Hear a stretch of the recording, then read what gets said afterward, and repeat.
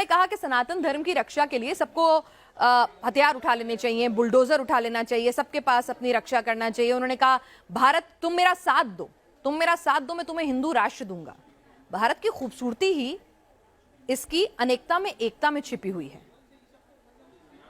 सनातन तो कहता ही है सर्वे भवन्तु सुखिना सर्वे सन्तु निरामया सर्वे भद्राणि पश्यन्तु मां कश्चित् दुर्भाग भवेत्, मां कश्चित् दुर्भाग भवेत्, यही कहता है ना। तो फिर ये कैसी जिद कि भाई हिंदू राष्ट्र बनाना है? अच्छा एक बात बताइए, अगर हिंदू राष्ट्र बन जाएगा तो नुकसान किसको होगा? और अगर सेक्युलर रह जाएगा तो नुकसान क्या होगा?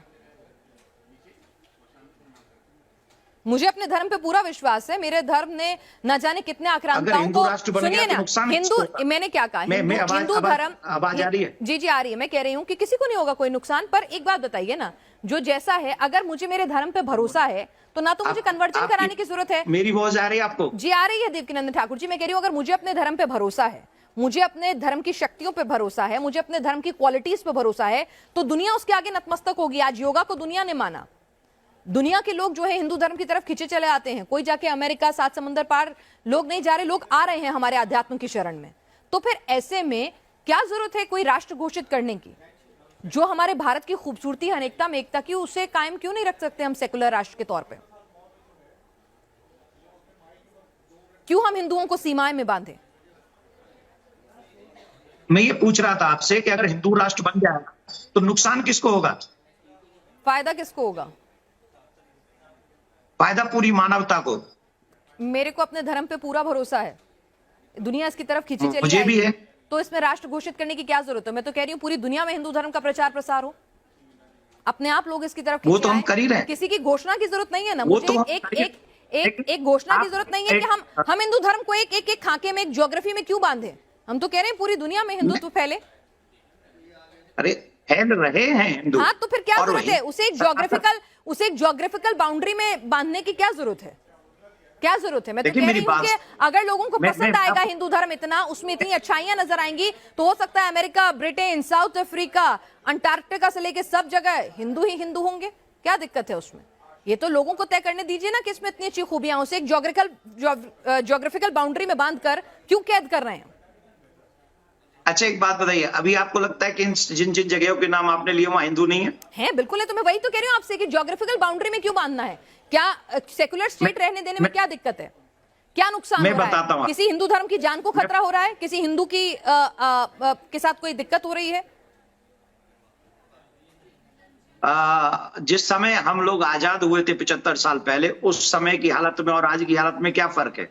नहीं, आप बताएंगे मुझे? लगता है आपको क्या फर्क लगता है? मुझे तो मेरा उन्नत भारत नजर आता है, आगे बढ़ता हुआ भारत नजर आता है। सुनिए, 8 से 9 स्टेटों में हिंदू अल्पसंख्यक हो गया। अच्छा। और धीरे धीरे सनातनियों का धर्म परिवर्तन कराया जा रहा है।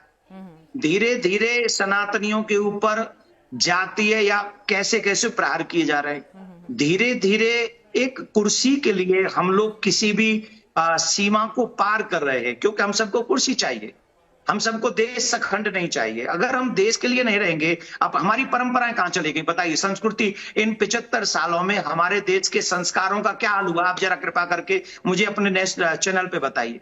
आज हम क्या उसी संस्कार के साथ जी रहे हैं जो 75 साल पहले जी रहे थे? देवकीनंदन ठाकुर जी, आप मोबाइल का इस्तेमाल करते हैं, आप मेरे साथ स्काइप के जरिए जुड़े हुए हैं।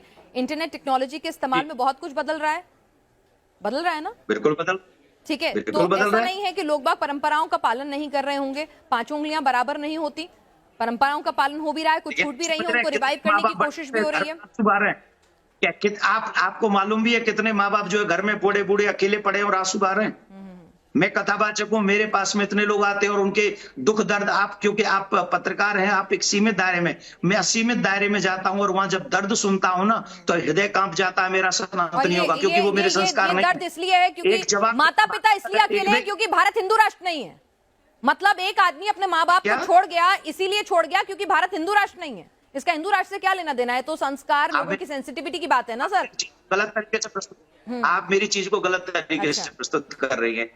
हिंदू राष्ट्र का मतलब है सनातन परंपरा, सनातन संस्कृति। सनातन संस्कृति के ही हमारे आचार्य भगवान श्री राम, जो अपने माँ सौतेली माँ के कहने पर 14 वर्ष के लिए वन को चले गए थे, वो है संस्कार। और ऐसा संस्कार निर्माण करेगा हिंदू राष्ट्र का, सनातन राष्ट्र का। और वो सनातन राष्ट्र किसी पे कुठाराघात नहीं करेगा। सनातनियों ने किसी पर आक्रमण नहीं किया है। सनातन किसी को मारना नहीं चाहता। सनातन सबको प्यार देना चाहता है। सनातन सबको अपने साथ में रखना चाहता है। मैं एक जगह पर था, एक पत्रकार बंधु ने कहा, जब आप हिंदू राष्ट्र बनाएंगे तो आप हमें कृपा करके बताइए उसमें हमारे मुसलमान भाइयों की क्या उपलब्ध क्या रहेगा, मुसलमान भाइयों का क्या रहेगा। मैंने उससे कहा था कि यही रहेगा जैसे राम जी के राज्य में लक्ष्मण का था, जैसे शत्रुघ्न का था, वैसे भरत का था। ये है सनातन, ये है हिंदू राष्ट्र। हिंदू राष्ट्र बनेगा, क्या हिंदू धर्म इतना कमजोर है कि उसे किसी को दुख देंगे। मैं पूछ रही हूँ, क्या हिंदू धर्म इतना कमजोर है कि उसे एक डिक्लेरेशन की जरूरत है?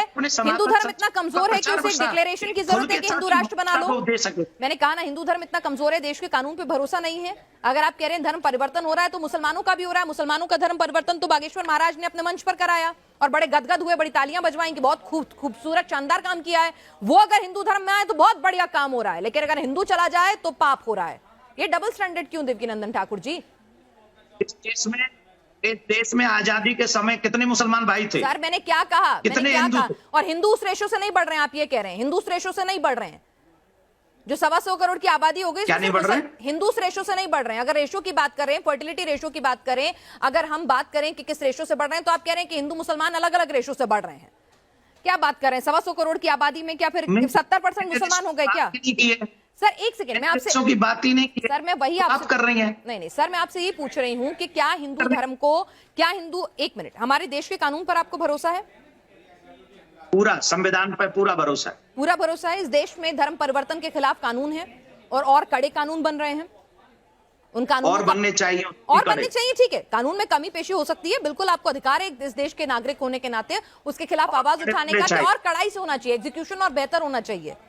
तो जब कानून अपना काम कर रहा है तो हमारे देश की सेकुलर छवि को हम क्यों खत्म करें? अगर हमें अपने धर्म का प्रचार प्रसार करना है तो उस धर्म में इतनी शक्ति और इतना भरोसा होना चाहिए, अपने धर्म पे इतना विश्वास होना चाहिए कि वो खुद ब खुद दुनिया उसके आगे खींची चली आएगी। हमारे सनातन से भय किसको है? हमको तो ये बताइए ना, हमें तो ये नहीं समझ में आ रहा। तो फिर क्या जरूरत है हिंदू राष्ट्र की? सनातन तो हिंदू राष्ट्र की जरूरत क्या है जब देश में कानून मौजूद है? आपको अपने धर्म पे विश्वास है कि इसमें इतनी अच्छाइयां हैं कि दुनिया इसकी तरफ खिंची चली आएगी। दुनिया के लोग आते हैं सनातन में, अध्यात्म की तलाश में हिंदुस्तान में। एक नहीं, कई बड़े बड़े सितारों के नाम है, हॉलीवुड की हस्तियां आती हैं, स्टीव जॉब्स आते हैं, मार्क जुकरबर्ग आते हैं, बराक ओबामा अपने साथ हनुमान जी की कीचेन लेकर चलते हैं। ऐसा नहीं है कि तो वही हिंदू राष्ट्र हुए बिना, घोषित किए बिना, मैं कह रही हूं ना, हिंदू राष्ट्र की घोषणा किए बिना हिंदू धर्म पहुंच रहा है ना दुनिया में। तो हिंदू राष्ट्र की घोषणा करके ऐसा क्या मिल जाएगा? कानून है। अगर आपको लगता है धर्म परिवर्तन बहुत बड़ी दिक्कत है तो कानून है उसके लिए, और कड़े कानून बनवाइए। बस इतना ना। तो अगर कानून कड़े हो जाए तो हिंदू राष्ट्र तो नहीं चाहिए ना आपको? फिर अगर कानून कड़े हो जाए तो हिंदू राष्ट्र तो नहीं चाहिए ना? मेरी अंतिम सांस तक मुझे हिंदू राष्ट्र चाहिए। चलिए ठीक है, आपके अंतिम सांस तक चाहिए। अच्छा ये बताइए देवकीनंदन ठाकुर जी, अब आप मुझे बताइए कि हिंदू धर्म के ही बड़े बड़े धर्मगुरु, बड़े बड़े माननीय जो हैं, वो ये कह रहे हैं कि कथावाचकों को कथावाचक का काम करना चाहिए, चमत्कार दिखाने का काम उनका नहीं है, वो ईष्ट पर छोड़ देना चाहिए। वो भगवान के चमत्कार हैं, भगवान की लीलाएं हैं। आप भगवान में भरोसा करना सिखाइए, लेकिन चमत्कार करके लोगों को इस तरह से भ्रमित ना कीजिए। अगर किसी संत महात्मा ने कहा है और किसी विद्वान महानुभाव ने कहा है तो मैं उनको नमन करता हूं और उनकी बात मेरे शर्मा थे, और जो वो कहेंगे हम वही करेंगे। और अगर किसी पॉलिटिशियन ने कहा है तो मैं इसमें एक पॉजिटिव, क्योंकि मैं क्यों उनका साथ दे रहा हूं या मैं उनका समर्थन क्यों कर रहा हूं, उसके पीछे एक पॉजिटिव मेरी एक थिंकिंग ये है कि जो लोग दुखी होते हैं, वो जो दुखी होते हैं वो कभी किसी दरबार में जाते, कभी किसी दरबार में जाते और उनपे नाना प्रकार, और आप, मैं सच्ची बोल रहा हूँ, आई स्वेयर, मैंने ऐसे लोगों को भी सुना है जो ये बताते हैं कि हमारे ऊपर ऊपरी प्रेत बाधा थी, हम फलाने व्यक्ति के पास में गए, वो फलाना व्यक्ति, मैं उसका नाम नहीं कर रहा हूं, नहीं तो कोई कहेगा उस धर्म को बदनाम करने के लिए बात कर रहे हैं। वो व्यक्ति कम से कम सनातनी नहीं था, ये समझ लीजिए, स्पष्ट समझ लीजिए। हम उसके पास में गए और आई प्रॉमिस, मैं सच बोल रहा हूँ, एक एक वर्ड, उसने कहा कि हम उसके पास में गए ठीक कराने, फिर उसने हमारा जन क्या क्या शोषण किया, और जब जब हम बचना चाहते हैं तब तब वो कहते हैं हम तुम्हारे घर शोषण में ये सनातन प्रॉब्लम में नहीं भेजते हैं। होता क्या? आसाराम बापूजी और बाबा राम रहीम कहाँ चले गए? मतलब शोषण सनातन में नहीं होता क्या? पांचों उंगलियां बराबर नहीं है सर? आप नहीं नहीं, आप कुछ बहुत अच्छे लोग अच्छी यहाँ बात भी कर रही होंगे, हैं, कुछ लेकिन अच्छे देखो लोग वहां भी होंगे, सुनिए कुछ ना, बुरे लोग यहाँ भी हैं, कुछ बुरे अब लोग वहां भी होंगे। आप पर्सनली टारगेट कर रही है सनातन को। नहीं सर, अब मैं मेरी खुद बात सुन सनातनी हूँ। लीजिए। मैं खुद टारगेट कर रही सनातनी हूँ। मैं हिंदू धर्म को प्रैक्टिस करती हूँ। मेरे हाथ में कलावा बंधा हुआ है। आज भी मैं हनुमान मंदिर जाऊंगी। मैं पक्की हिंदू हूँ। इसका मतलब ये नहीं है कि मुझे दूसरे धर्मों के ऐप दिखेंगे और अपने धर्म में सिर्फ अच्छाई। आंखें मूंद लेने से शेर मुझे नहीं खाएगा, ऐसा नहीं हो सकता। मेरी बात सुनिए ना, चमत्कार की बात कर रही है ना आप, तो मैं चमत्कार पे एक एग्जाम्पल आपको दे रहा हूँ। मैं आपको एक एग्जाम्पल दे रहा हूँ। सबसे पहले समझ लीजिए, मैं बागेश्वर धाम वाले महाराज जी का प्रवक्ता नहीं हूँ। मैं बड़ा भाई, वो मुझे मानते हैं, मैं उनको छोटा भाई मानता हूँ, ठीक है ना। तो आप इस बात को, आपने चमत्कार की बात की तो मैं उसको उत्तर दे रहा हूँ, आप उस बात को और एक कदम आगे ले गई। वो बात तो ठीक नहीं है ना आपकी।